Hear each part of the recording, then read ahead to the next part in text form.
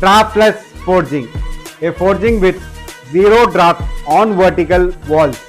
And this type of draftless forging can happen on presses where there are ejectors, so that after the forging the ejectors pushes up the component out of the die.